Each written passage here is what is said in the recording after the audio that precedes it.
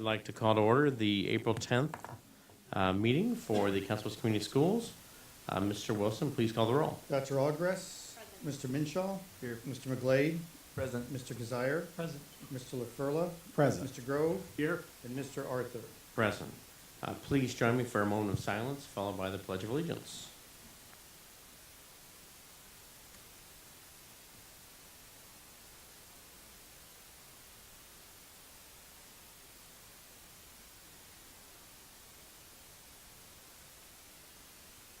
I pledge allegiance to the flag of the United States of America and to the republic for which it stands, one nation, under God, indivisible, with liberty and justice for all.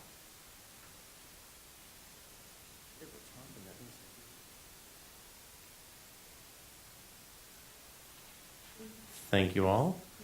I now need approval of our agenda. Is there a motion? I move approval of our agenda. Thank you, sir. Is there a second? Second.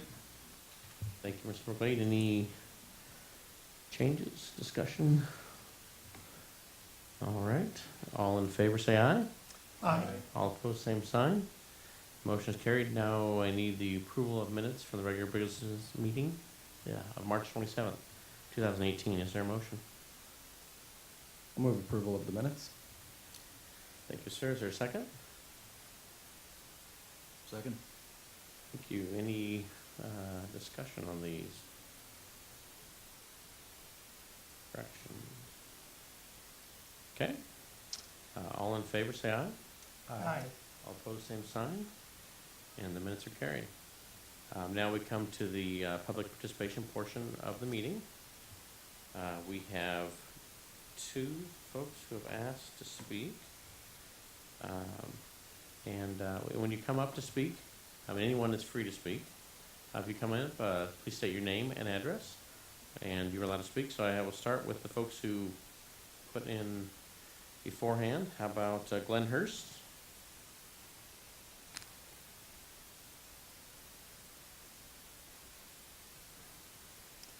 Thank you, Glenn. You have 3 minutes, sir. Great. From right here? Yep. Okay, great. Yeah. Thanks. I'm Glenn Hurst. I know several of you. Nice to see you. I'm here to speak a little on behalf of the contract negotiations that are going on with the CWA. I'm sorry, my address was 210 Fifth Street. Really what I want to speak about is the duty that we've been given, or that's kind of been handed down to us as a school board. I'm a candidate for county supervisor. So at the municipal levels, we're being asked to do some dirty work on the part of the state legislature. And that dirty work we're being asked to do is union busting. We've been given dictate to only negotiate base wage, to avoid negotiating anything else if possible. They were legally required to allow us some permissive items, but for the most part, they've directed municipalities and school boards to not include those things in their contracts. They've directed us towards attorneys that say we should strip everything out of those contracts and not give those things to our union negotiations. The reason I think it's important for us to recognize that is because unions are incredibly important part of our communities. Unions have done a lot for us. Your textbooks themselves for all of your students educate them about fair labor practices, safety, fair wages, putting power into the hands of the people who are doing the work to get to say what their lives should be like. That's a very important function that we have because unions came into an existence. And now the attempt is to draw us away from putting power into the hands of our workers. And this is a blue-collar community. This is a blue-collar county. And many of our institutions are involved with the unions. And so I would just encourage you to look at what they're asking you to do and look at what the result of that will be. And is that the result that we want for our communities? Do we want to take away the rights of the mothers and the fathers of the folks here to negotiate for their vacation, to negotiate seniority, to know that they're going to be able to rely on the hours, rely on the things that they want in their contracts and they want in their lives in a way that's not just at the whim of whoever controls the handbook, that it's really at the hands, it's in their contract. So I would really encourage you to consider putting those permissive items into the contract, not just for the employees, but really for the betterment of our whole community. Thank you. Thank you, sir. Now we have Scott Putney.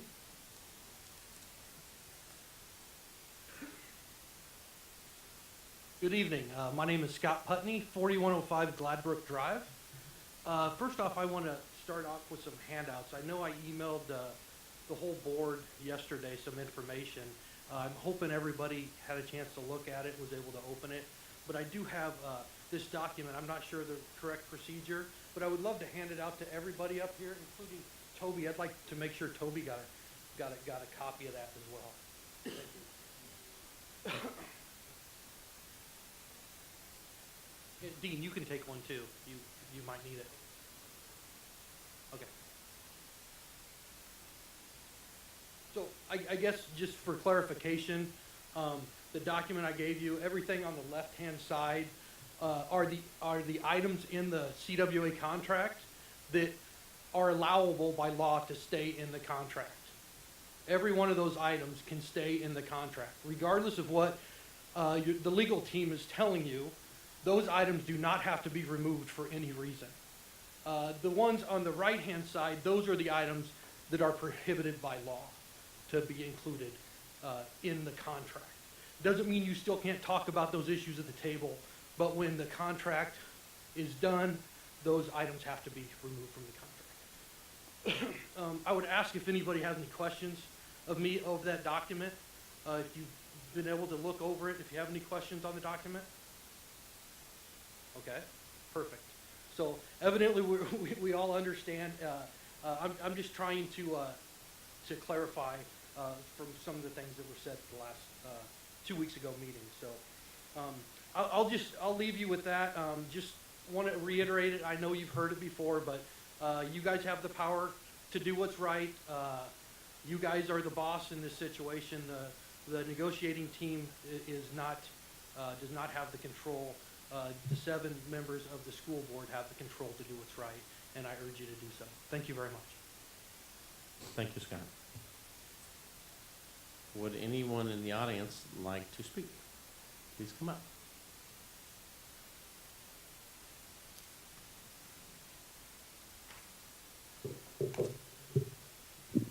Please state your name and address for the record. I'm Brandy Matney. I am from Bellevue, Nebraska, but I'm a first grade teacher at Longfellow Elementary. A little over a year ago, I stood before you and I received this award, Teacher of the Month for the district. It was a great honor. However, do you think I was alone in making a difference in these students' lives? No. I had the support of paraprofessionals. These paras worked with my students one-on-one and in small groups. They supported my teaching and helped me get the daily lessons ready to ensure all students were given individual opportunities to learn and grow. A para's job is invaluable in our schools. And do you know why they have these jobs?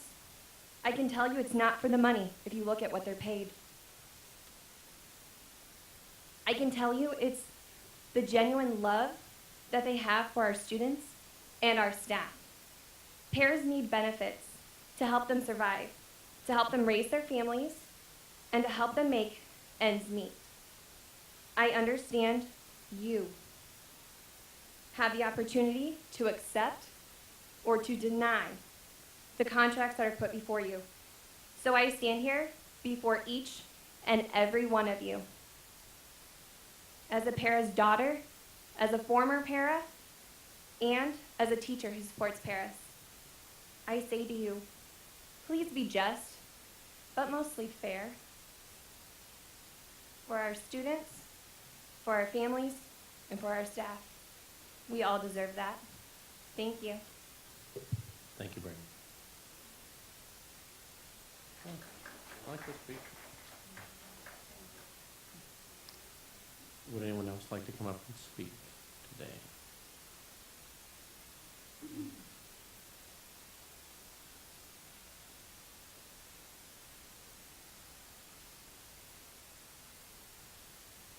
Hi, I'm Jeannie Venus Klein, and I live at 521 South 4th Street in Council Bluffs.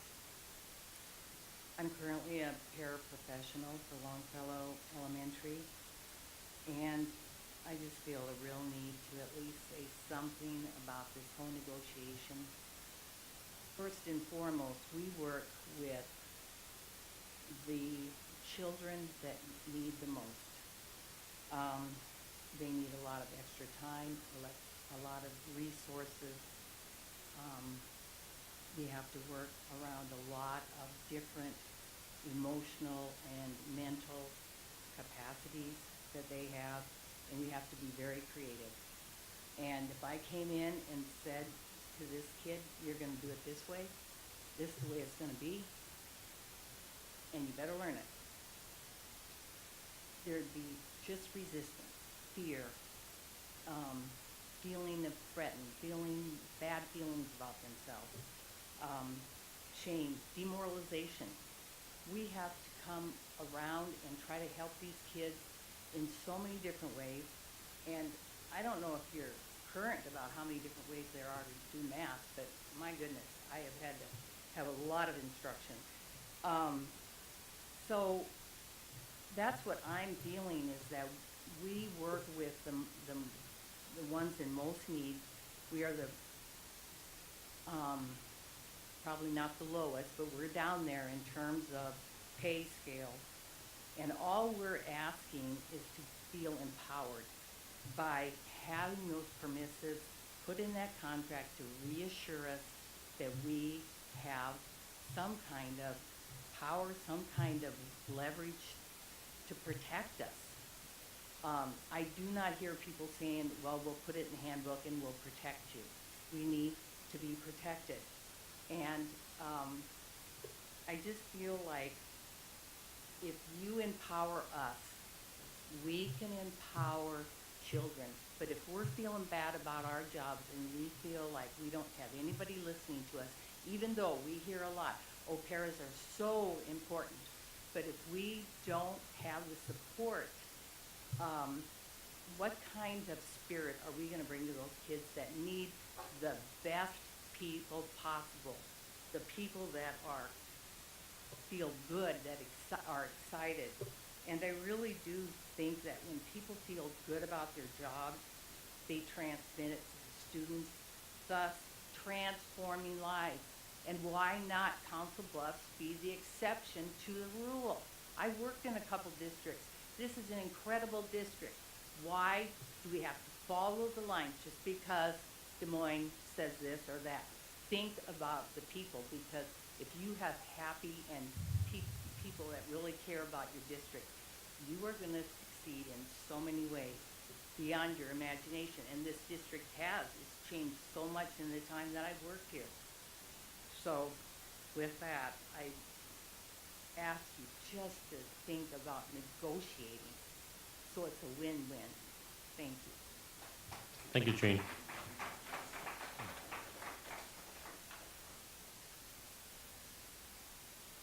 Would anyone else like to come forward?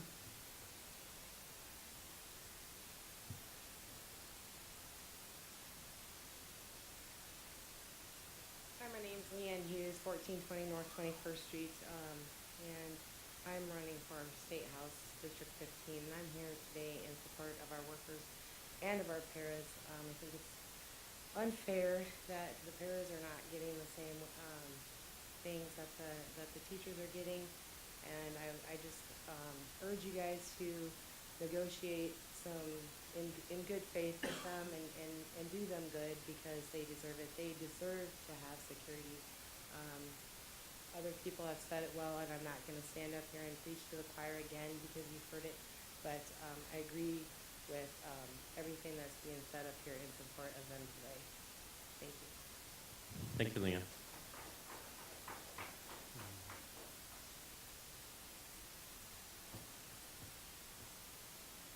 And would anyone else like to speak?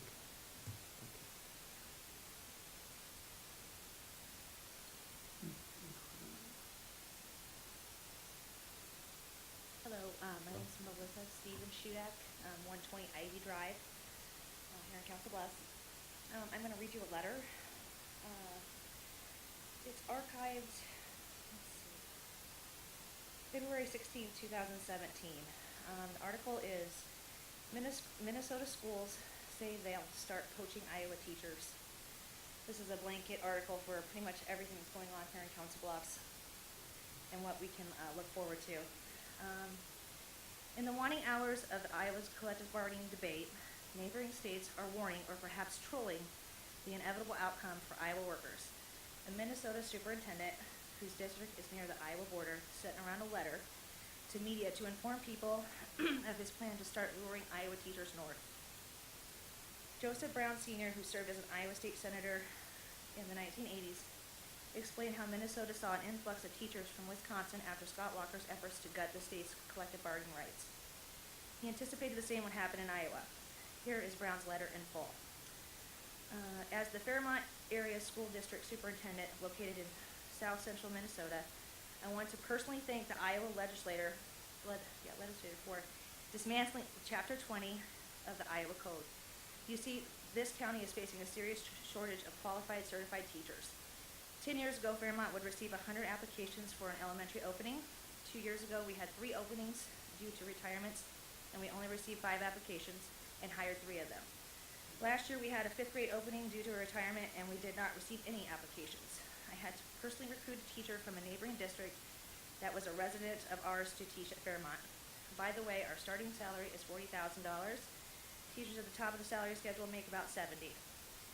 When Governor Walker and the Wisconsin legislature reduced collective bargaining rights, Minnesota became the net gainer as we actively recruited Wisconsin teachers to relocate to Minnesota. I anticipate that if and when Iowa destroys Chapter 20 once again, Minnesota will be the net gainer by making it easier to recruit Iowa teachers to relocate to Minnesota. In my opinion, this will result in a shortage of teachers in Iowa. I was born and raised in Iowa. I gladly tell people that I have the best of both worlds. I have an Iowa education and a Minnesota paycheck. Please note that I served 2 terms in the Iowa Senate from 1979 to 1986. During my first 4 years, I served as a ranking member of the Senate Education Committee. During my last 4 years, I served as a chairperson of the Senate Education Committee and vice chair of the Senator Labor Committee. It doesn't surprise me that the Republican legislators are pushing File 291 and 213. It does disappoint me. It will result in Iowa becoming a loser and neighboring states becoming the winners. Please feel free to share this letter. And Nebraska will thank you all. Thank you, Melissa.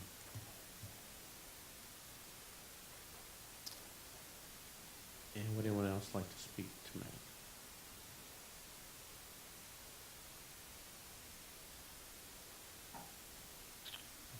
Okay, thank you all for all your comments.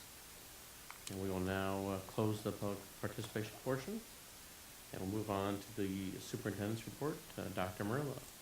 Thank you, Mr. Arthur. At this time, Ms. Ostrowski, we have had such an exciting semester, and we have a lot of students that we want to recognize, so we are moving into recognizing our students almost in both of our board meetings. So, Ms. Ostrowski, I'll turn it over to you to set the stage, and thank you so much for driving this effort. That is my pleasure, and good evening. And an ugly box with some pretty stars in it. All right. Well, tonight we are here to celebrate some of our student athletes. And I would like to invite Dr. Murillo to join me so that she can welcome the young people when I invite them up and congratulate them and their parents and their coaches on their wonderful accomplishments these seasons. So, first of all, and I wanted to let you know that we are presenting these students with our district's highest honor for students, and that is the Student Star Award. And we are very pleased to have the partnership of the Community Education Foundation as we produce these stars for our students so they can hopefully proudly display them on their graduation table and moving forward. So, all right. The Thomas Jefferson High School bowling teams made it to the state tournament, as you know. We're pleased tonight to honor the boys and girls teams that earned state honors. They are joined here tonight by their parents and their coaches, Ms. Diane Story and Mr. Dye, who's the co-helper, he said. So again, we're really pleased to present these Star Awards. And when we read each student's name, along with their achievement, first, and then if parents could stand, Dr. Murillo, would that be nice so you can see them and meet them? First, the members of the fourth place boys state team. Jacob Collins. And a few of them had soccer or work, but I think we're going to see most of them. Multi-athlete, multi-athletics. Tyler Fiala.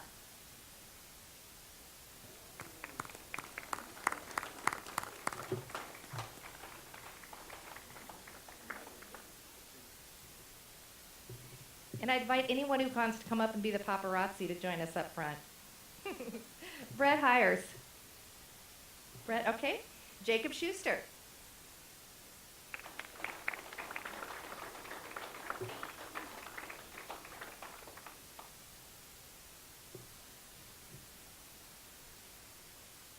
Andrew Shavaria.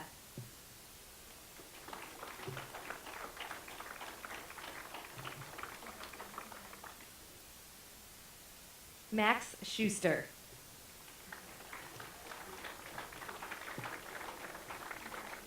Are the Schusters brothers or cousins or brothers? Okay. Proud parents then, right?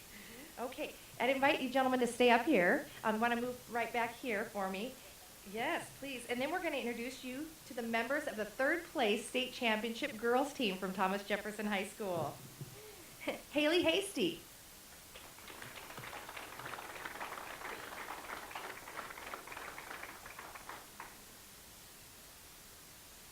Madison Baxter.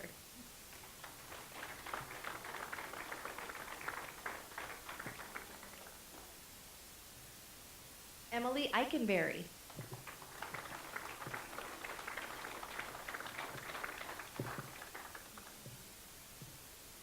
Natalie Arnold.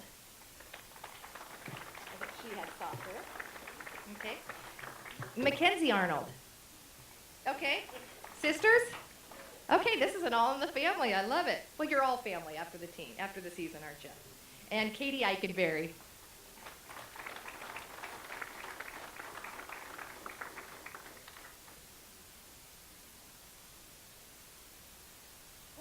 Oh, please. Okay, you're going to get a picture?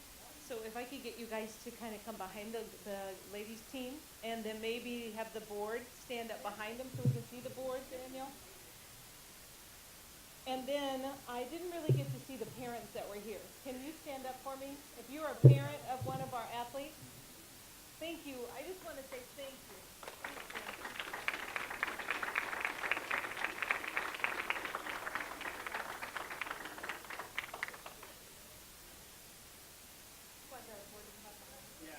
Would you be willing to come up and be in this? Let's make a whole production of it.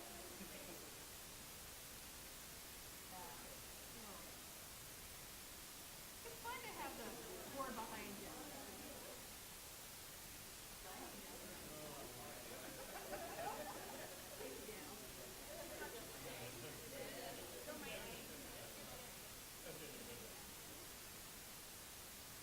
Don't be shy. Come on up.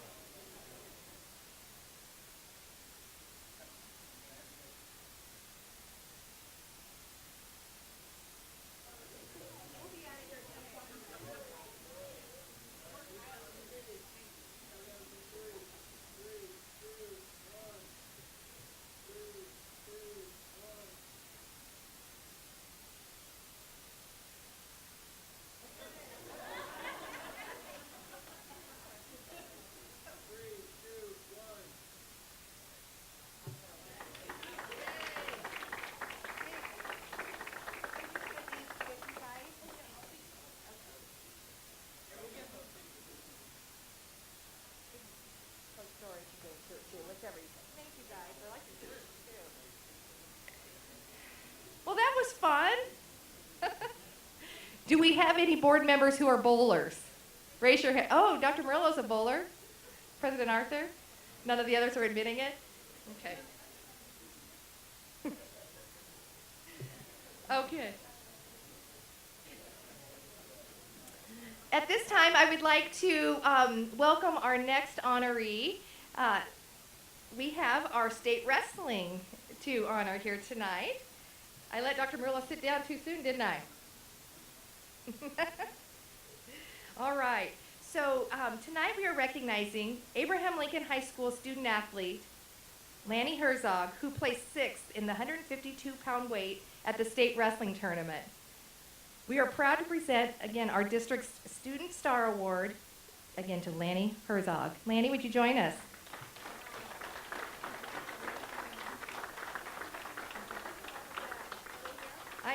I would like to, yes, Dr. Murillo would like to, yeah. And Coach Matt Daniels is here as well. Coach? Congratulations, Coach.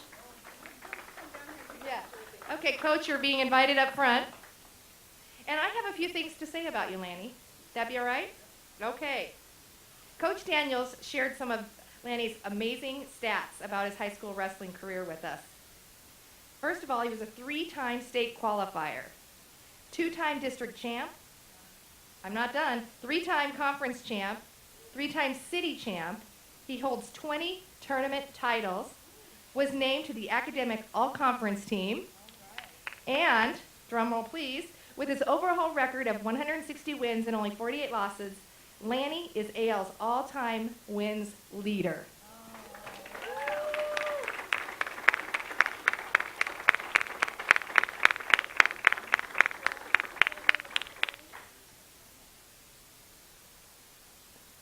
We won't make such a reduction of this.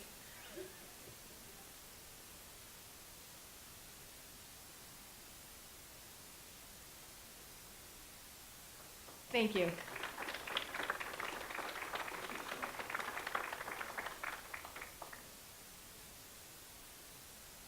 Very nice, very nice.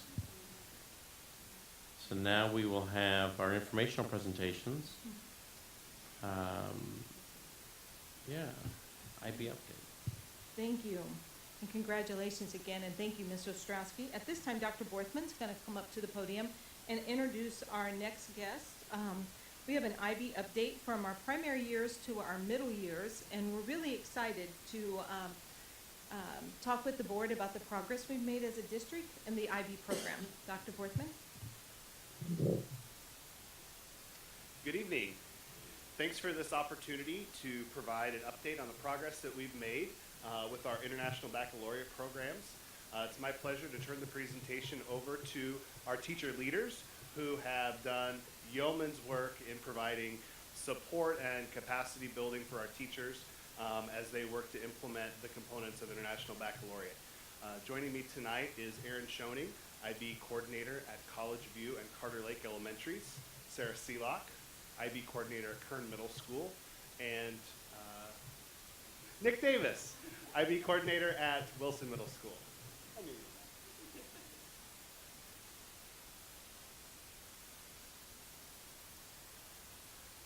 First off, thank you so much for having us. This is the International Baccalaureate mission statement, and what we have done with this mission statement is take our current mission statement and combine it with the IB mission statement, and that guided our work throughout the year. Okay, so all of our schools began as candidate schools, and the years you see listed next to the school there are the years that they began their journeys with IB. And the things you see listed next to that are some of the key components of IB that we start with. So one of them is the learner profile, and that is a set of 10 attributes that all members of the school community strive to demonstrate. Another is a world language. And again, we're starting with this right away in the first year of implementing IB. So all of our students have the opportunity to learn Spanish as a second language, beginning at preschool and all the way up through 8th grade. In IB schools, we teach through global themes and concepts. So we're digging deep. We're not just learning at their surface level. So an example of that might be systems. So you might look at the organizational structure and system of government in social studies class, and then in language arts class, you might look at how a narrative text is organized. And then also, there's the focus on the whole child. So we're focusing not just only on what the students are learning, but also how they're learning and developing. Okay, there are 3 main phases that a school goes through on their IB journey. And as Aaron kind of mentioned earlier, the first is candidacy, which is where Kern and Wilson, our middle schools, are currently at as of this past summer.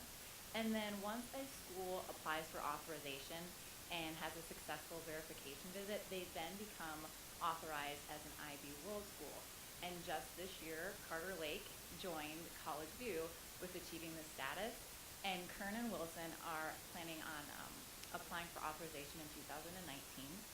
And then once a school becomes recognized as an IB World School, they then go through what's called an evaluation. And so every 4 to 5 years, they go through this process.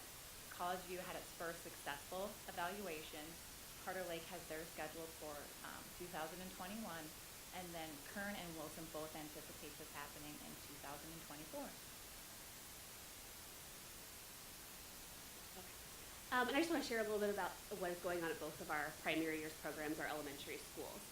So at College View, as Sarah mentioned, we had our first successful IB evaluation and self-study. So last year, the staff, the entire school community, those of you who are past board members, remember we even asked for some of your feedback, we're all included in that self-study. So we took a look at our program, we determined the things we do well and the areas in which we need to continue to improve, and we submitted that information to IB. They came for a visit. And they provided feedback to us, and we got the okay. It was great feedback that we received from them. We didn't have any matters to be addressed. They gave lots of great feedback. We are beginning our 4th year of 5th grade exhibition. As many of you know, exhibition is a culminating project at the end of the primary years program where our 5th graders research a topic of interest, they interview experts in the community, and they take action in the community. So we're starting our 4th year of that right now. Another important piece of progress, I think, is that we're sharing the primary years program in Council Bluffs with other school districts. Just recently, we had members of the Sioux City Community School District come down to learn about our program. They're considering exploring it in their district, and so they came to Council Bluffs to learn about IB from other Iowa teachers. That was great.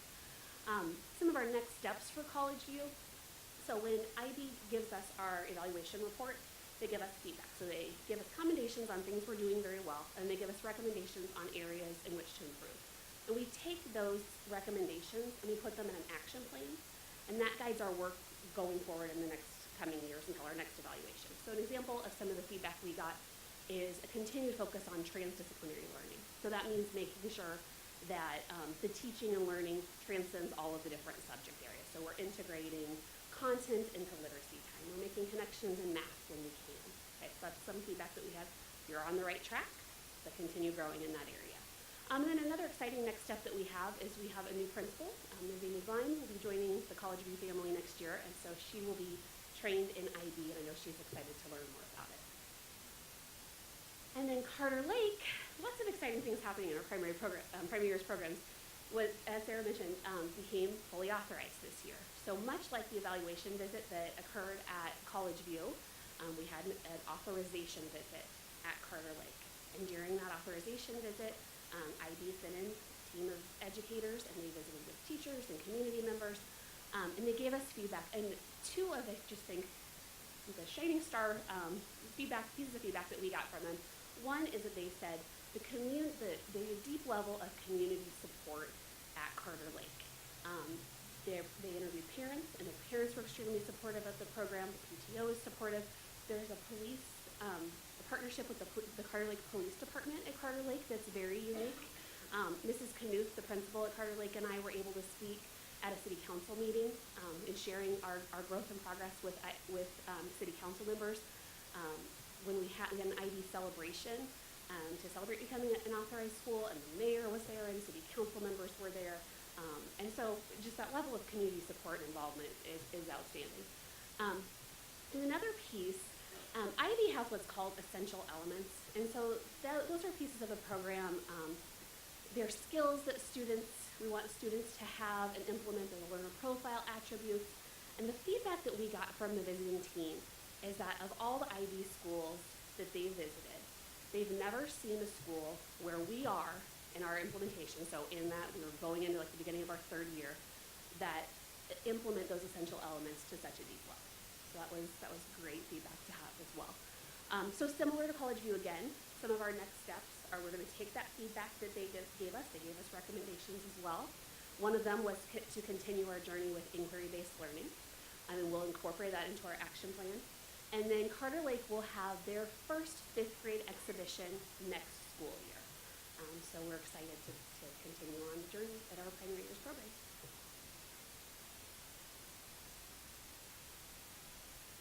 Right, so our middle years program at Kern and Wilson has made tremendous progress this year. First off, in November, we had IB consultants come to Wilson and Kern and train the staff in what is IB and the inquiry units that they would be developing over the course of the next year. We have also developed an IB lead team that would help carry us through or guide us through the mission for the work. And we have the learner profile, which was implemented this year, and both teachers and students have embodied this tremendously. And then we also have developed and implemented units of inquiry, one this year and then 3 units next year. As far as next steps, we would also be looking at IB procedures in terms of assessment, academic honesty, and we would make sure that those are aligned with the district policies, and developing at least one interdisciplinary unit where a math teacher and a science teacher would get together and collaborate on a unit together. And then in 2019-2020, an 8th grade community project would be implemented into the year, and then also a verification visit after we send in our authorization application.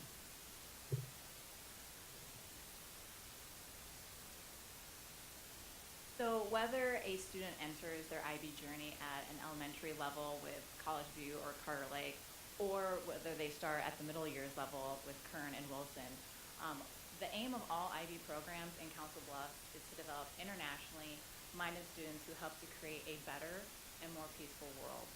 And we want to thank you so much for your support. We have great opportunities at both the elementary and the middle school levels, and we appreciate that support. So thank you very much.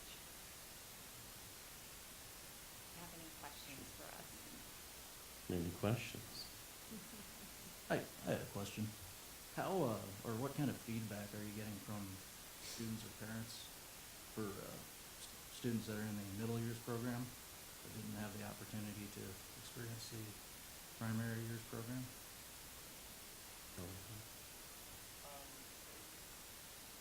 As of right now, in terms of very little feedback, just because we are still developing our units right now, and we just started implementing those in the 3rd trimester, so we're very early in the process. Okay, I guess a follow-up to that might be, how are we going to be taking feedback from parents or engaging the community in that discussion so they know how the kids could prepare for that transition if they haven't been involved? So I'm going to comment first about yours too as well. I think the middle years program has really tried to make sure that we open in and come in with a level that if you didn't have experience with the program, we're kind of all in it together and learning together. And we're really relying on some of those College View students and Carter Lake students to help, and they are leaders in our schools with helping to implement those philosophies. Second of all, I know that both schools are working to get that information out. I know personally I can say that I have a Twitter account that I'm tweeting things that are going on for parents. I've included information in newsletters to parents. We had a Kern Family Wellness Night where I had an informational booth that I had an opportunity to talk with several parents about our program and answer any questions that they had.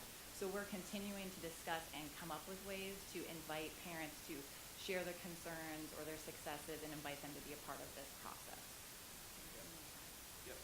And we also had an informational night at Wilson, and we created a brochure that parents would be able to take during parent-teacher conference tonight. I want to commend you all and just say thank you for expanding the program because I was on the board when it was just in one school and parents were disappointed that their child wasn't going to get it in elementary and then they were done with it. This was awesome. Thank you for your support. And we have an IB parent board at all of our schools. They're beginning to be developed at the middle schools. And at College U's IB parent board meeting in April, Sarah and Carrie Newman, the principal, and Kern are going to come and share about the middle years program. But our parents at College U and Carter Lake are just thrilled to see these programs grow into the middle school. Thank you. I don't have a question, but Mrs. Schoening knows how I feel about IB. And I'm just so proud as a parent and a school board member that our district has made the commitment to expand IB. I wish that there was a way to inform and involve everyone in the community because IB is just so impressive. We talk a lot about 21st century individuals, and this is what IB is doing. I just met with the group of fifth graders that I'm mentoring for their exhibition this year, and in a 30-minute meeting, I think I heard them talk about 4 or 5 different learner profile attributes in one meeting. So when you talk about being a communicator or being a risk taker or being open-minded, these kids know what those things mean. They know how to put them into action, and those are the kinds of skills that people are going to need as adults and earlier. So I'm just really proud that we're doing this. Thank you. So good job. I have a editorial comment and one question. I'm really glad to see that the staff are training the principal. That's neat. Yeah. My question is, at Carter Lake, are we drawing anybody from Council Bluffs, the parents sending their kids over there because of the IB thing? Do we have any data on that? I don't have that data. Not that I know of just yet. And I think there are 2 really big reasons for having Carter Lake be an IB school. One is to have that Easton-Weston equity. Sure. So we have that opportunity for those Weston students. And the other thing is to maybe retain some of the people in the Carter Lake community that we might lose to another school district. So that means that I don't have that data, but I could look But into that. the school is large enough, we could have more, Okay. like another 100 more kids there. Okay. If parents wanted to have the IB experience, they just have to, and we would bus them, is that right? So I just think that needs to be known in the community, that if there are parents out there, particularly here on the West End, that is available. Thank you. Other questions from the board? All right. Thank you all. Wonderful presentation.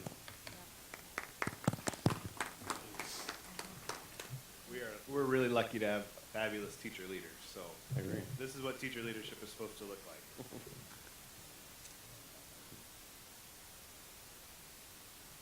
I'm pretty excited about this next presentation. It is an update on the career and technical education. Dr. Borthman has been doing a really superb job working on this focus for me.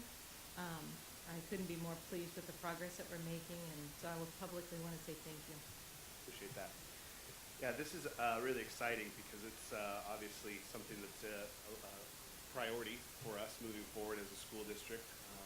As you recall, it is a focal point in the post 100-day plan, as well as in the 2017-2020 academic plan, and has gotten quite a few headlines here lately with the governor's Future Ready initiative. So we wanted to provide an opportunity to bring you up to date on kind of some of the initiatives that we've been working on around career and technical education. But before I begin tonight, I do want to take an opportunity to bring you a little bit more up to speed on Early College Academy and extend my apologies for not being able to be at the last board meeting where Early College Academy was discussed. First of all, just a brief recap. I put at your places an article that was in the Daily Nonpareil, I believe, last weekend, and wanted to really kind of punctuate and bring out kind of some success stories that we're already having early on in the Early College Academy. We had an opportunity last spring, as you recall, to kind of put a pilot group together to kind of work the bugs out and find out what we could do and what we couldn't do, what would work and wouldn't work with the Early College Academy with a small cohort of 11 students. Among those 11 students, we included very purposely 2 seniors, which typically would not be eligible for the program, but had a real interest in completing a certificate program at Iowa Western in welding. And so what you see up there is a young man. His name is Isaac Lidgett. He's in the article that you saw there, and that's his dad. And Isaac is a senior at Abraham Lincoln High School, was not planning to go to post-secondary, and currently works full-time at Super Sabre, and goes to school full-time at night, comes to Iowa Western after work, eats lunch in the cafeteria because we've secured dining for them so that they have time to eat, and then they go to a welding class. And what is so special about this situation in particular, he and another student, one is Dr. Murillo can share the story probably better than I can because she was there, but the pride in this father, not only for his son but for our program, making a difference for this young person. Who now is going to graduate from Council Bluffs Community Schools with a high school diploma and a college certificate and the ability to earn a very high-paying wage.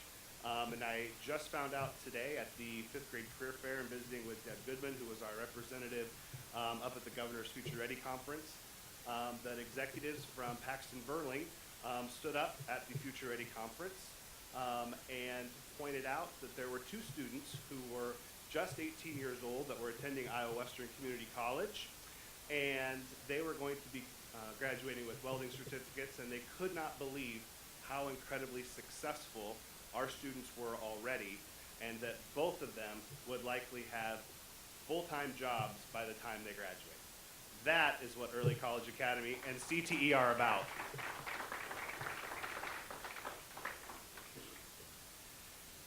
So, to build on that success, we also had our first full fall cohort selected in the month of April.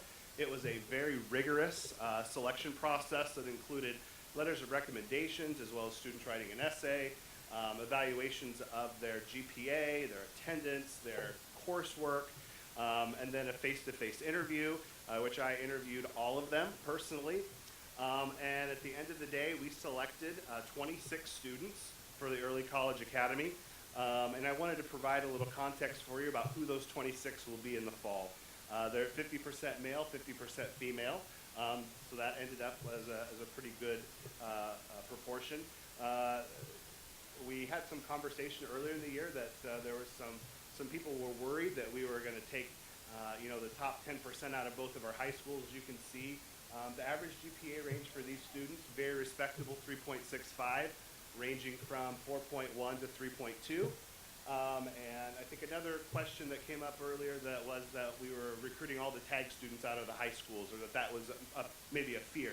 And slightly over half of the students qualify for tag, the others do not. So we feel very good about the students that we selected. They were all extremely motivated, extremely nervous about the experience. But we have, to kind of push us to that next level, we have offered a contract to an individual to be the next ECA coordinator. We will bring that for your approval at our business meeting at the end of the month. And we'll be excited to kick off our planning for that next group of kids very soon. And we're excited about that. So thank you for indulging me about ECA for just a minute. Now on to career and technical education. Really, career and technical education has been a priority for us this year so far. What we wanted to do was really provide an update on 2 big initiatives around career and technical education. The first one is more administrative in function, but really starts to create a pathway for us forward to tighten our relationship with Iowa Western Community College. So I have to give credit to Julie Smith, Director of Secondary Education, and Deb Goodman, our consultant for career and technical education, who spent a tremendous amount of time really backward mapping all of our CTE pathways to Iowa Western's coursework, both in terms of the associate's degrees that are offered as well as certificates, diploma programs, and then our own in-house programs that we offer in our CTE academies, so that students can see that there are multiple pathways. If you think of it as an interstate, there are on and off ramps for them based on the careers that they are interested in. And we've identified the course sequences that students need to take both in high school and in college to be able to get them on that pathway to the career that they dream about. So that work is well underway. We have our first draft of those done, and we're getting ready to meet with the administration over at Iowa Western to identify which career pathways we really want to start with and kind of build capacity in to kind of launch with Iowa Western here in the upcoming school years. Secondly, in front of you tonight, I have put a pamphlet that is very exciting and really quite humbling to be able to offer for you tonight. We've spent about the last 6 months really trying to focus in on where we have gaps in our programming in career and technical education. And one of the, after looking at a lot of data, both workforce development data, economic development data, educational outcome data, both for Council Bluffs Community School District, Iowa Western Community College, statewide data, and a very comprehensive study that was done by Georgetown University, we really landed on a gap that exists in our course offerings around what have traditionally been known as trades. And the more we studied, the more we found out that not only did we have a gap, but we also had really an engagement gap. And what I mean by that is providing students an opportunity to see themselves in a trade early. Oftentimes students have to compete for coursework, for their interests early on in high school. And typically, as most of the flock go, so go the rest of the sheep. Well, what we want to do is provide a unique opportunity for both freshmen and sophomores, so they're very early in their high school careers, to get exposed and excited about in-demand careers in the trades so that they have enough information at their fingertips by the time they're juniors and seniors, they can decide whether or not they want to pursue a trade, number one, and number two, which trade they want to specialize in. So what we're bringing you tonight is the first draft of a concept proposal that we've been working on for several months, and it's still in its infancy. But what we're really proposing is a trades academy at both Abraham Lincoln and Thomas Jefferson High School that provides students opportunities in the freshman and sophomore year during the day to explore all 5 trades, to determine where they have a high level of interest, and then open up the doors for those trades academy in the evenings for students who have been disassociated from the traditional high school day.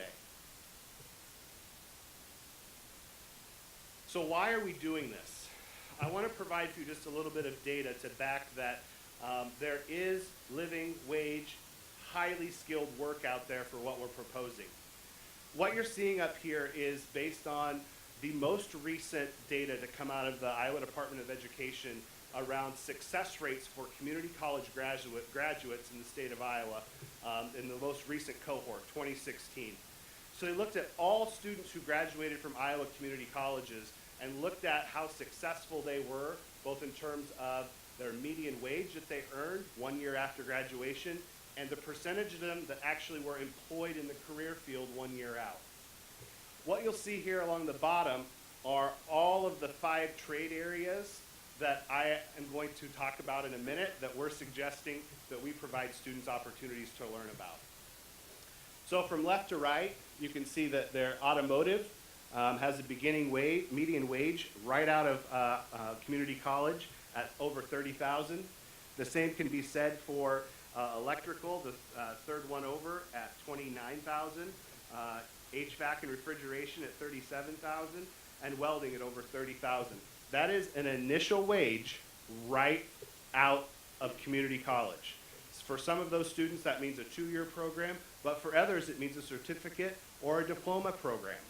Now what I find most impressive about this are the bold numbers you see in the middle. That is the percentage of those graduates who were employed in the career field 1 year after. Now, if we could say that about every 4-year college graduate, we would not have the unemployment and the underemployment that we currently have in our economy. Really, mostly 90s and up to 100% employment for students who graduated from these programs. And this is our data. This is Iowa Community College data from last year. So we think it makes a pretty compelling reason that we should spend an opportunity to give kids experiences in automotive technology, that we should provide opportunities for carpentry and construction, electrical, HVAC and refrigeration and plumbing and welding. So how are we going to do this? We have embarked on an aggressive timeline to basically look at our 2 traditional industrial technology shops and to renovate them into pods that represent each of these 5 areas, so that in the freshman and sophomore year, students have an opportunity to take classwork and explore each of them and before they decide where to specialize. And then we will provide opportunities for them to transfer right into a diploma and certificate program in conjunction with Iowa Western Community College. It's a very exciting initiative. We are hoping to be able to get to work as soon as the funding becomes available. So I want to talk a little bit about what you see on the right side. We are anticipating funding this almost entirely through private donation. And the reason I think that's possible is I am incredibly excited to announce that we have already received our first lead gift from an anonymous donor that I will tell you will cover a very, very large chunk of that initial construction cost. We are also looking to secure the equipment that we will need to be able to provide students with state-of-the-art industrial equipment that is relevant to their experiences. We know that there are many opportunities to seek in-kind donations from companies and trades that are willing to help partner with us. And then we need to secure funding to be able to put the curriculum together, which we've already started to make contacts with local trades and plumbers union, the plumbers union, the carpentry union, that will provide us with the curriculum right out of the gate to help get our academy off the ground. We're asking for, I would call it sustainability funding or endowment funding, to provide an additional instructor at each one of the schools for 2 reasons. One is so that we can have 2 instructors in that academy working at the same time with students, so that we have good supervision and security of students, but also so that we can flex the schedules of those instructors to provide opportunities for students who are maybe not in the traditional high school, but to come back in the evenings, so that we can get them a skill and provide them that opportunity that they may have missed in the traditional high school. If everything works perfect and we're able to secure all the funding, we believe that we could open this academy in the 1920 school year. That's an aggressive timeline. I like to dream. But what I will say for sure is going to happen is we will open this academy with your blessing. It may not be in the 1920 school year based on funding, but I think these are opportunities that we can all agree we want to be able to have for our children in the Council Bluffs Community School District. So at this time, I would pause and bring my excitement level back down for a minute and certainly respond to any questions that you might have. What a wonderful program. Thank you. And what great work. Is there any questions from the board? Do you have an idea how many students are interested in this program? Yeah, so a couple things we've done. One is we do have some initial survey data that we conduct every year about current technical education programs. We don't have hard data on HVAC because we don't currently offer any programs related to that. But one indicator is the welding program and welding and fabrication class that we opened up at the Tucker Center a year and a half ago. And if truth be known, we could probably offer 3 or 4 sections of that class Right now, we don't have enough instructor to be able to offer that along with what we currently have in automotive technology.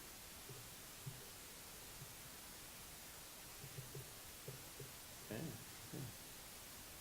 Is there a way that we can partner with Iowa Western Community College if we don't have the funding to renovate the schools? If there is a large enough interest in the student body that we could move forward before construction is completed in the two high schools and in that partnership with Iowa Western? I certainly think where there's a will, there's a way. We certainly want to be cognizant of the fact that we're really focusing on freshmen and sophomores. Many of them don't have transportation, so that would be certainly a barrier we would have to overcome, as well as putting 14-year-olds alongside adults. We would want to be really thoughtful about that. One of the things that having the academy for the freshmen at the two high schools does is it allows us an opportunity to kind of wrap our arms around those kids for a couple of years before we then jump into that partnership with Iowa Western. We absolutely want to be in partnership with them. We've had great conversations with Dr. Kinney and Dr. Welch. They have state-of-the-art facilities. There's no reason for us to replicate what they're already doing out there. So let me kind of talk to that for a minute, because that's a great question. In my conversations with Dr. Kinney, one of the reasons that we looked at a freshman and sophomore academy was so that our students could almost like have some experiences to see where their passion is. The other piece is, when I was on the campus, those classrooms that they have set empty during the day. But what we found is that Dr. Kinney was concerned about was students really getting there that want to be there. And so that's why he's really excited about the freshman sophomore, because he believes we're going to get students that are really interested.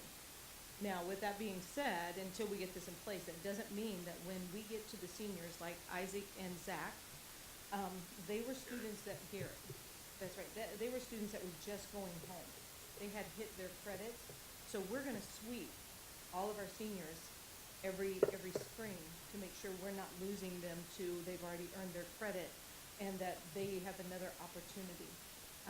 Because it is true what Dr. Worthman's talking about, that father and that student thinking about becoming a journeyman and the opportunities that awaits him. He said, I didn't know what I wanted to do. And he said, when this opportunity came along, he said, it's almost like it saved me. It provided me with something that I didn't know I could achieve. And so that's the purpose and that's the long goal. What I'd love to do is start them as freshmen and sophomore and let them find their passion, and then we get them on that campus and share instructors. But that night is taught by the trades, and they will have to go through the night school to meet that requirement. What's the cost to our students for this wonderful academy? That would be $0. Wow, that's amazing. Yeah, Bill. Question I have, how does the CTE impact the programs we offer at Tucker Center? Yeah, so, do you mean the pathways or the academy? Well, what you just presented, Okay, remodeling so- the two high school Gotcha. rooms and Yeah. So what we plan to be able to do is to expand some programs we currently have at the Tucker Center. That may include moving automotive, which is currently at the Tucker Center, back to the two high schools. We haven't decided that yet. As well as welding, because we need the additional instructors. One of the things where we run into a little bit of a problem is, if you've been to the Tucker Center, that building needs some significant work. It's a very small facility. We don't have room to expand that building in its current footprint without impacting some of the work we've done at the stadium. So we really have to think about where we're going in the next 3 to 5 years around CTE education. The programs that are currently at the Tucker Center will continue at the Tucker Center: health science, broadcasting and video arts. But we want to really focus in on these 5 at the 2 home high schools so that we're not hemorrhaging students at those high schools either. And Dr. Workman, we also have a student that's gone to Iowa Western for health science. correct? The student from TJ? Yeah, so one of our early college academy students went through the CNA program at the Tucker Center and is now about a semester and a half ahead for her associates in nursing.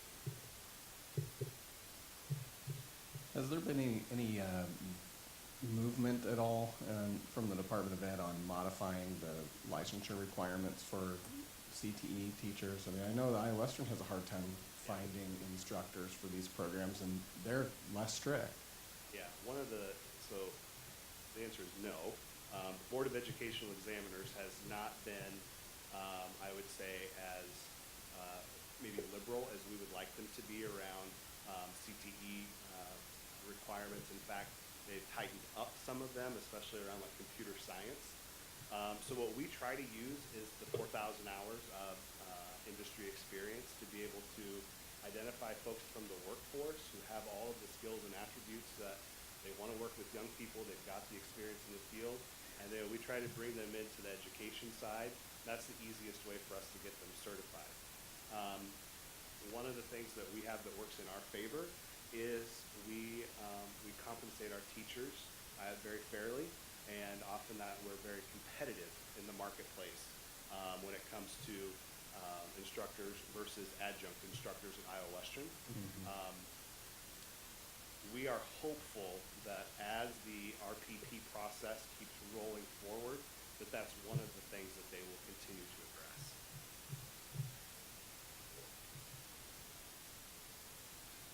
Any further questions, John? I think it looks like a great program. Thank you.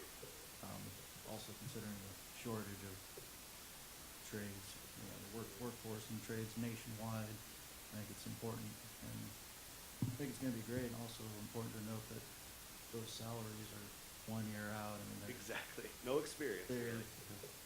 There's a lot of growth opportunity well beyond that, so I think it's gonna be rewarding. As I put together this presentation and looked at those salaries, and I looked at what I made my first year teaching, I thought I may have made a really big mistake. All right. Thank you. Yep, thank you.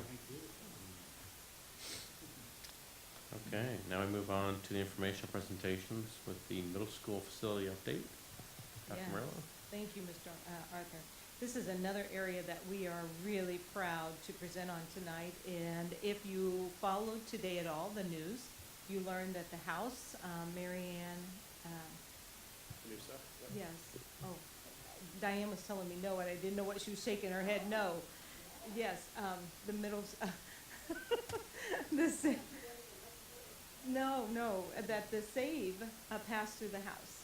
So now it's moving to the Senate, and we're pretty excited about that. We know that Mr. Dawson introduced that on the Senate floor for us from Council Bluffs, so we're just really believing that's going to pass through. But that being said, tonight, Stacy Pettit, Dr. Borthman, and Cleve Reeves are going to present tonight on the facilities. They have done a lot of prep work. The areas that you're going to see the work that we've had meetings over and gone through, it's the process that we've been involved in has been tremendous, and I want to thank each one of them. Also, Ms. Smith, Julie Smith, who's not here tonight with us, she has done a lot of work with this, and our principals, Ms. Kashmir and Ms. Newman, yeah, Kashmir, check, there it is. And Ms. Newman and her staff, they have done a lot of work with Roger and Cleve to really make sure that we're getting this process right. And so we're not just jumping in once we get the money. You're going to see that we've laid a good track record, and I'm really proud of the work. So Stacy, I'll let you begin the presentation.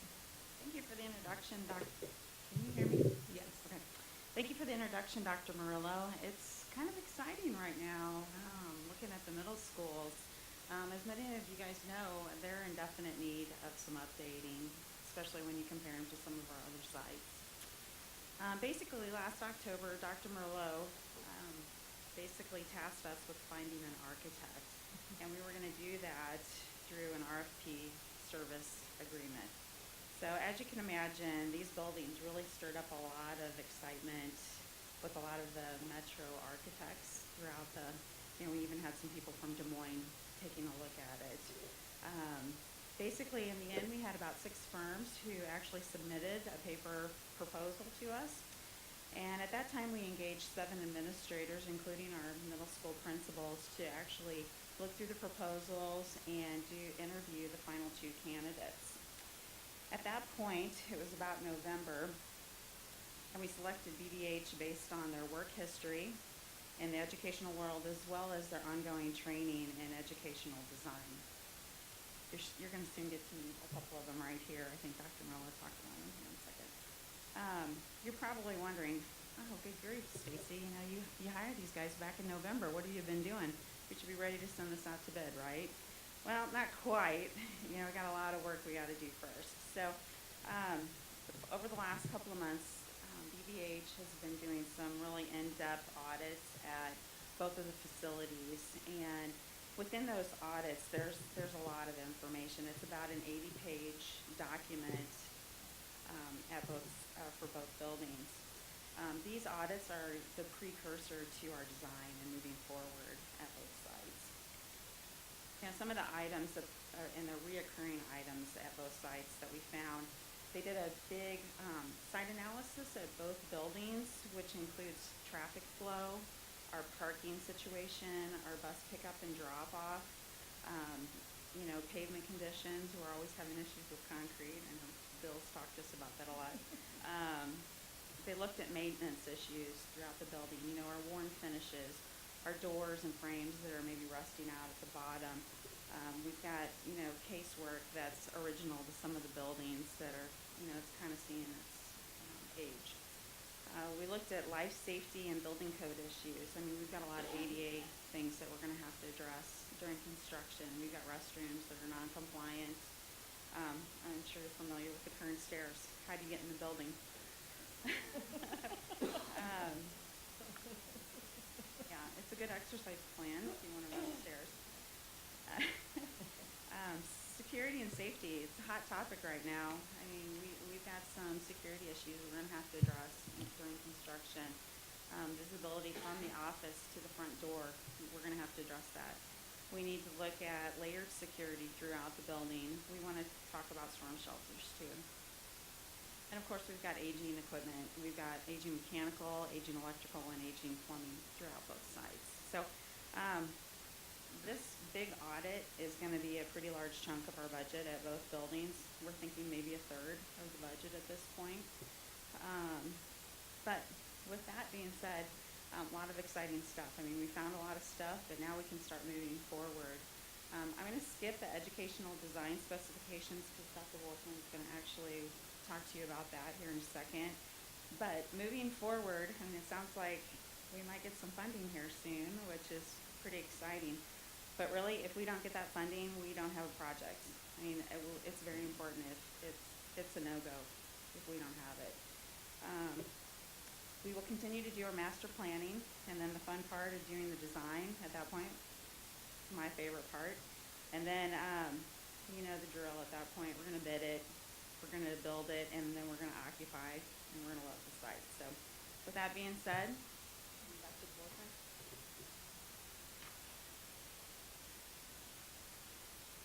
Well, like Stacy said, we've spent the majority of our time really being careful about going after this project from the lens of what's best in terms of a facility for teaching and learning. And how do we maximize a physical space for academic achievement? So in all of our conversations with the middle school principals, with Julie, myself, we really spent a lot of time, and this is what I included in your board packet for tonight, the educational specifications for the 2 buildings. And what the educational specifications did was we did a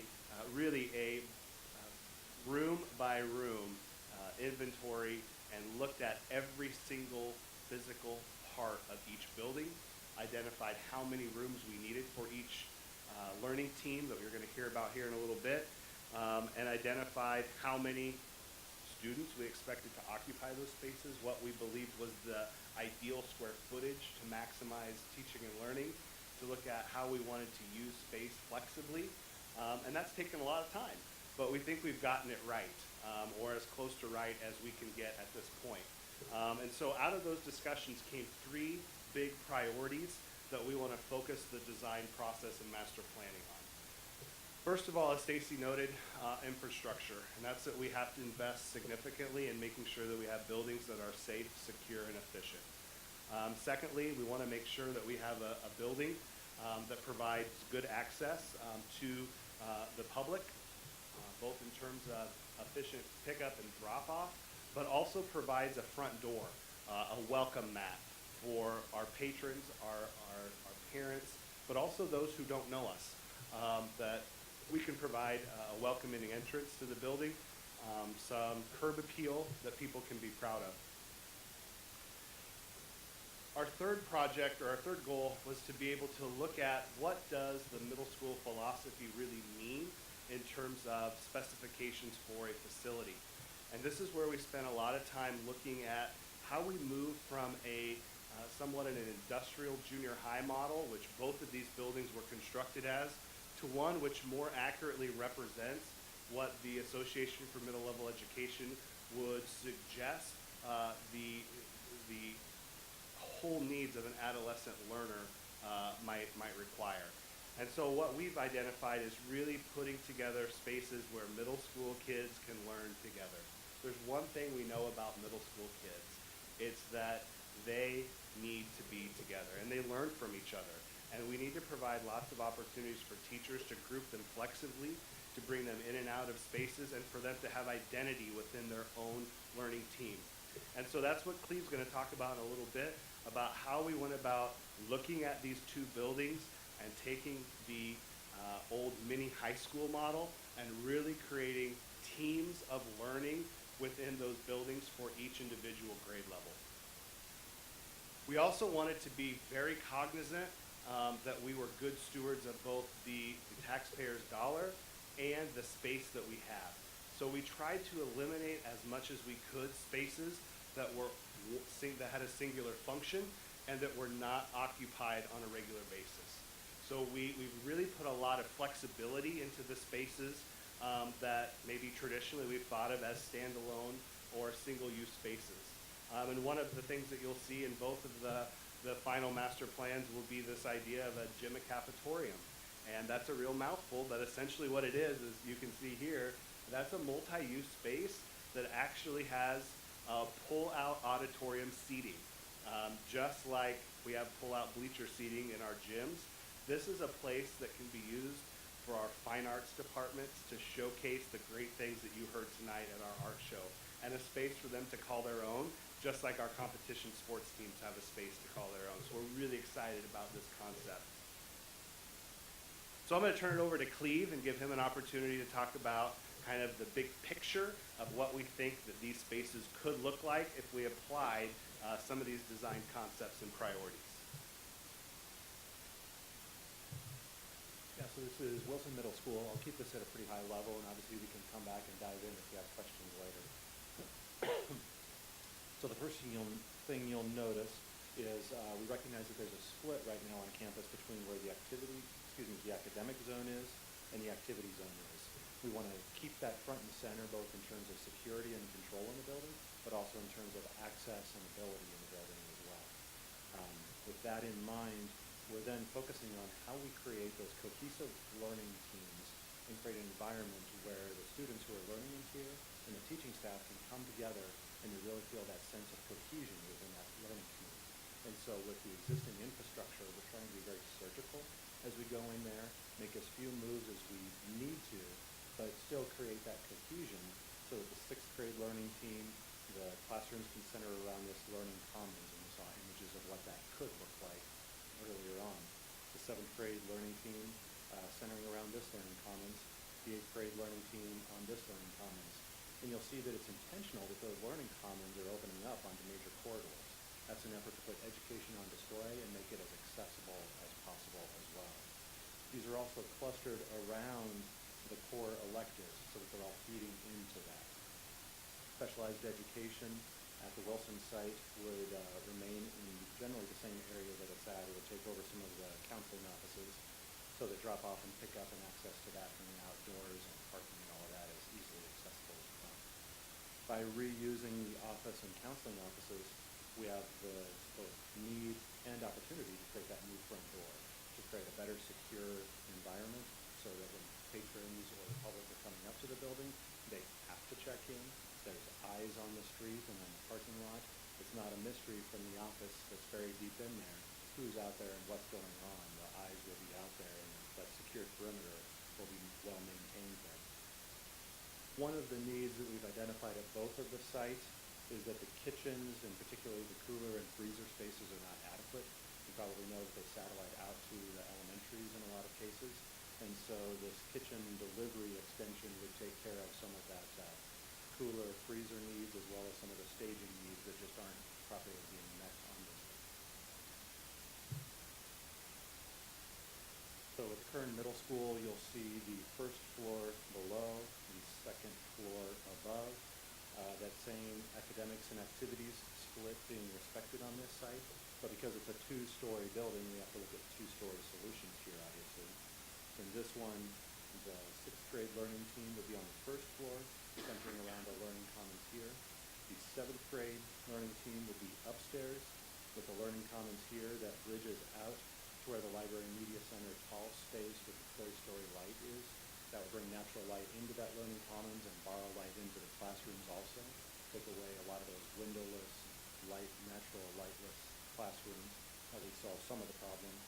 And then for the eighth grade learning team, that would span from the first floor up to the second floor. And our thought is that learning commons would actually be a two-story space, and it might be one of those opportunities where some of those in-between spaces can be areas for the students to have breakout opportunities, both for education and for some of the camaraderie that Dr. Fortman is talking about. Electives would occupy this portion of the first floor, and specialized education would be upstairs where it is now, so that that same access and control would be easily met. Again, both because of the satellite need and the freezer cooler need, but also if you've been by the current site, there's kind of a pit, is the best way to describe it, going down to the loading dock there. That's a bit of a safety issue that we want to address in this project also. We want to make sure that we ease the traffic that gets bottlenecked back in there and make it a much safer environment as well. And obviously the administrative office area, the front door would move up, have that same visibility and opportunity for the new front door experience. And we would move away from the need for the, I call mountaintop of stairs. As we move up the hill with the front door, it's a lot easier to get up to navigate the grade change there.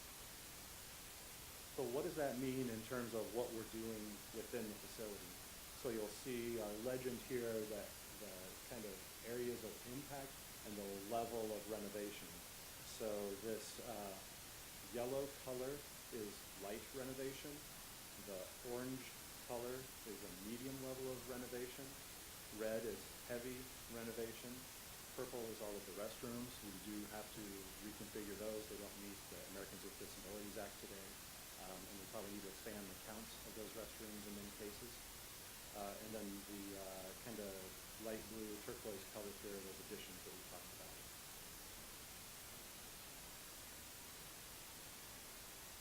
So a light renovation, basically the classrooms are in pretty good condition. It's probably carpet, paint, maybe the lighting and HVAC upgrades. The bare structure of it will stay essentially the same, but it will get that kind of cosmetic facelift. Medium renovation, we're moving a few walls around. We might be replacing some cabinetry, moving a science classroom with all of the plumbing and things like that. Actually, that's probably under part of the renovation. About the science classrooms and the amount of work involved with that. Does that answer?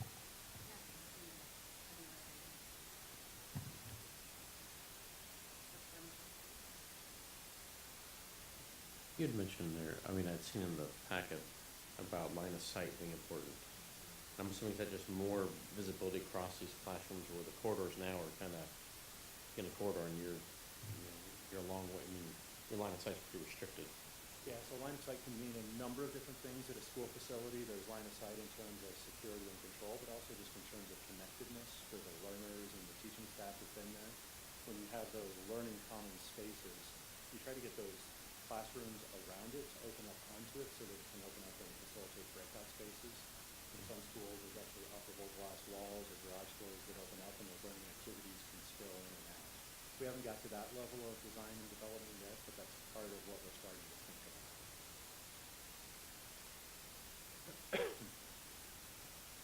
So we went through the impacts at the Wilson Middle School.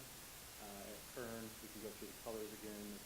Yellow is the light renovation, orange is medium renovation, red being heavy, purple primarily those restrooms, and then you can see the turquoise additions.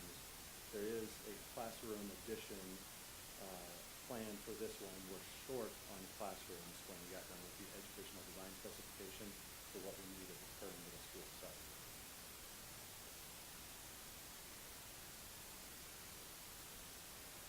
That, and then you can see where we are in terms of the process. We've gone through the facility audit and the educational design specifications, two very in-depth processes, but they've really helped inform the master planning, and they'll be a great asset during the design phase, so it's time very well spent.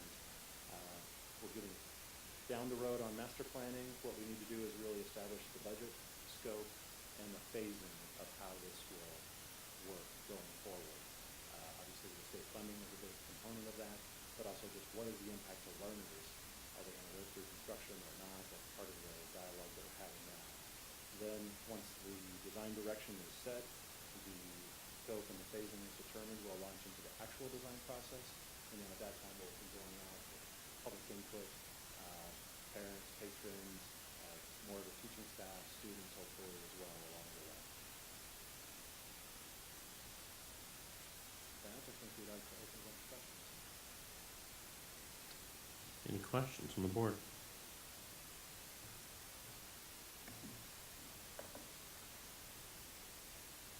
No. Nothing additional. Thank you so much. That's wonderful. Wonderful.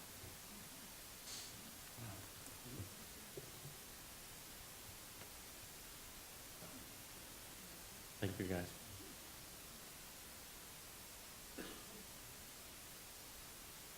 Well, you can see we have some exciting work going on. We're going to wrap up our informational presentation with Ms. Ostrowski coming forward. So again, she's going to talk about the legislative updates that we have and kind of walk you through pretty quickly just some of the areas. And again, we are really excited to see the SAVE move forward to the Senate.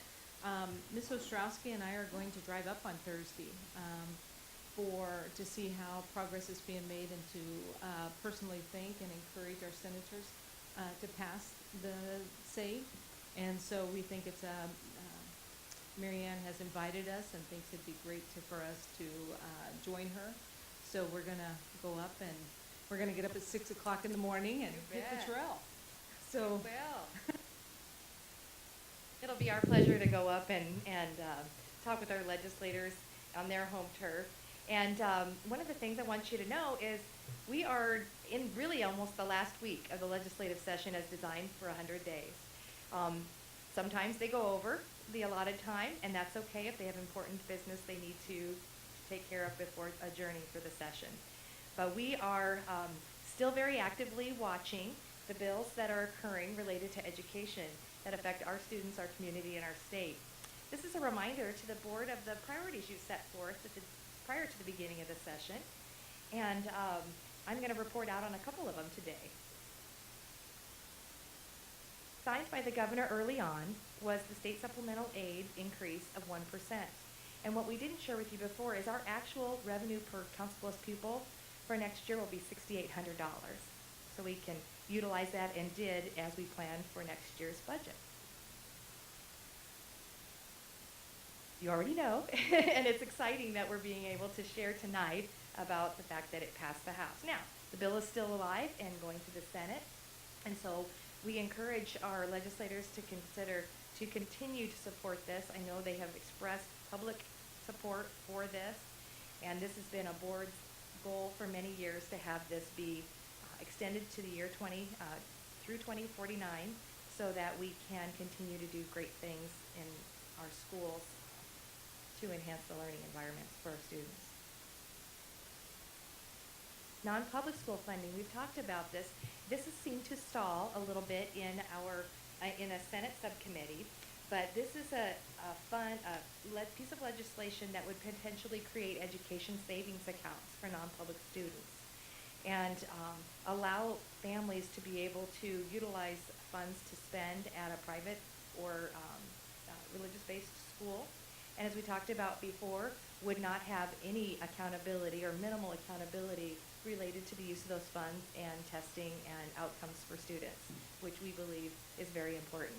So we're going to continue to monitor this, and certainly if we feel strongly about it and see that it has some movement, we'll make sure to talk with our legislators about the impact that that might have on public schools.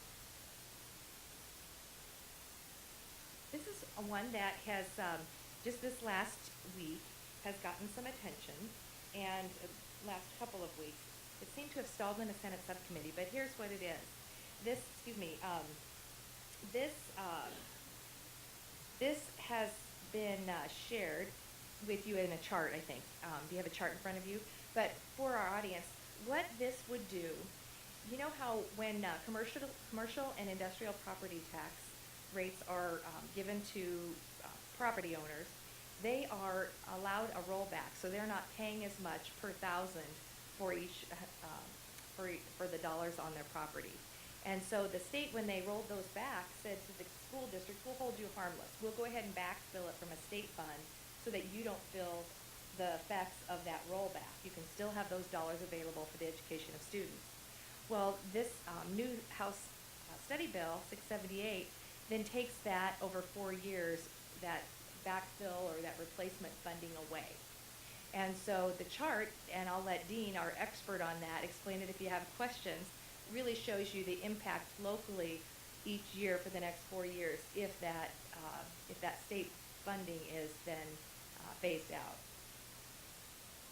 So the impact of the reduction shows that there's a total of 448,973. However, two large components of that on the first line, state school aid will increase by the reduction amount to make up some of that for about 141,000 almost. And then the district additional levy, the state will add to the district levy an amount to make up for some of that CNI. So really our net funding loss of cash is about $157,000 in the first year. Now this is under the House Study Bill 678. If that changes in terms of the phase out, if it goes longer or shorter, that number will go up or down depending on that. That's based on a 4-year phase out? This one is, That's yeah. first year? What's the number, have we calculated the number at the end of the 4 years? So what it looks like is that we would retain, I believe, either 20 or 25% of what we're receiving now as a backfill, the way that they're currently talking about it.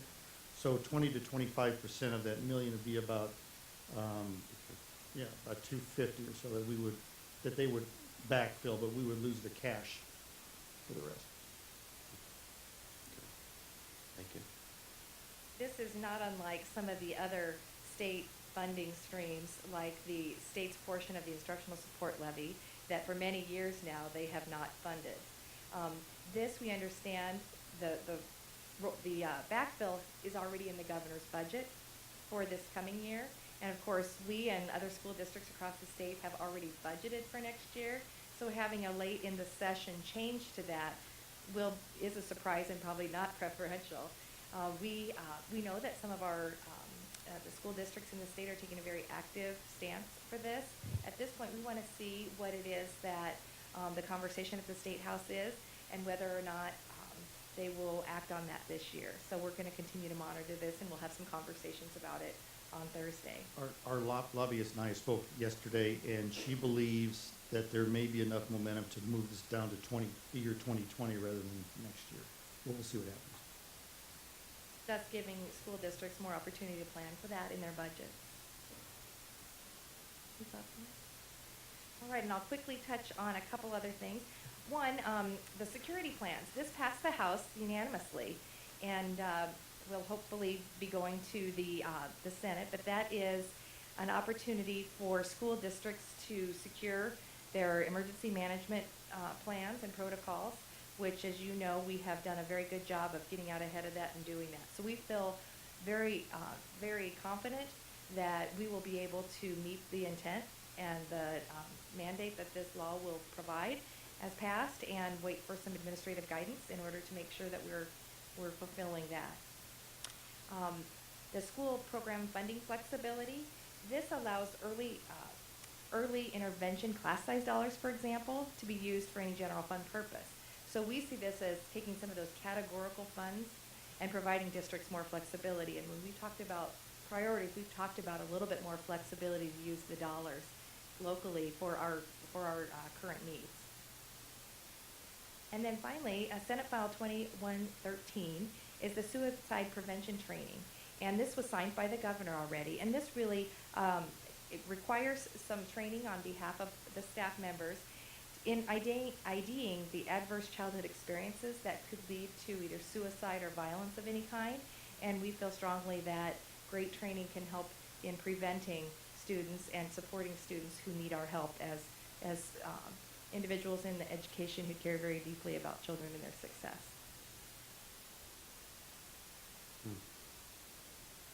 Any questions? Yeah, I'm glad to see the suicide prevention. My daughter, recently graduated from Midland, and there were 6 people that she knows who tried to commit suicide. 3 did in this past year and a half. I mean, it's been insane.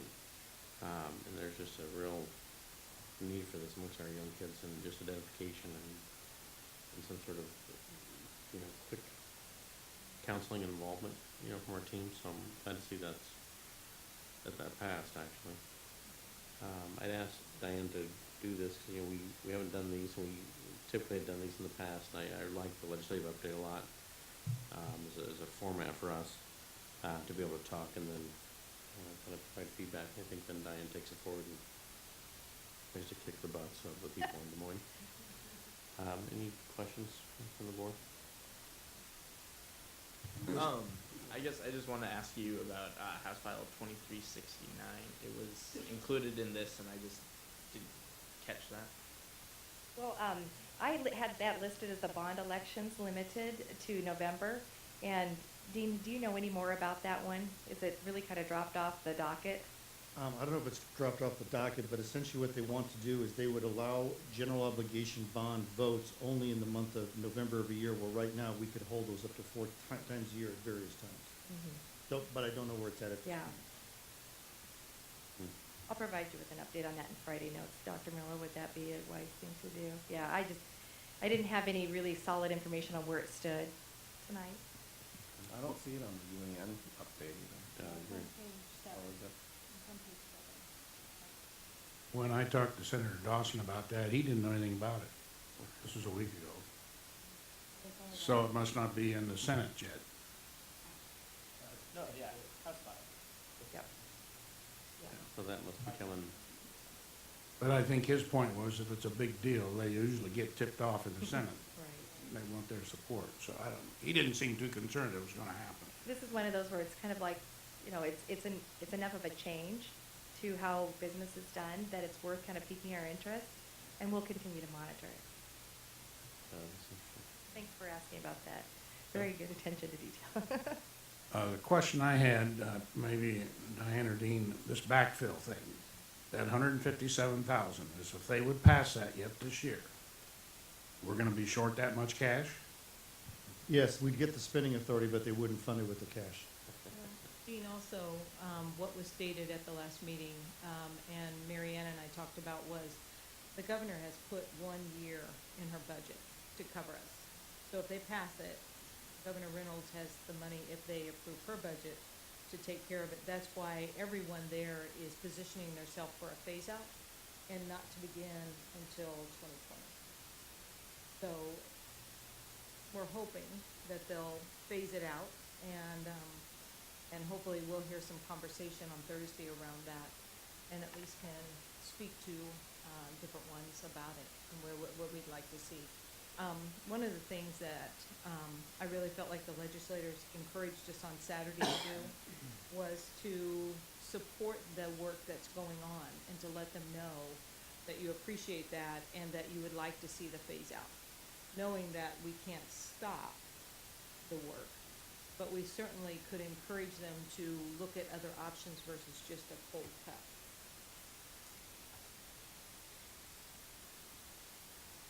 All right. Any questions? All right, thank you so much, Dan. You're welcome. That concludes our And, reports. yeah. And now we're on to the board workshop development portion, which wasn't developed. So, there are actually some books that have come available that were from the ISB, in that session.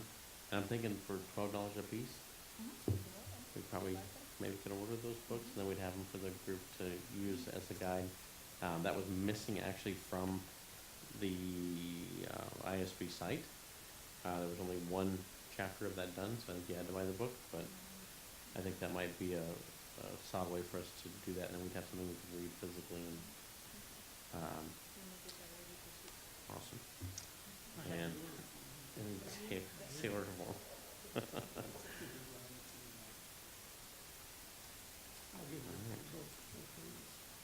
And seeing how we're at the end of our agenda, we are adjourned. Thank you. I feel that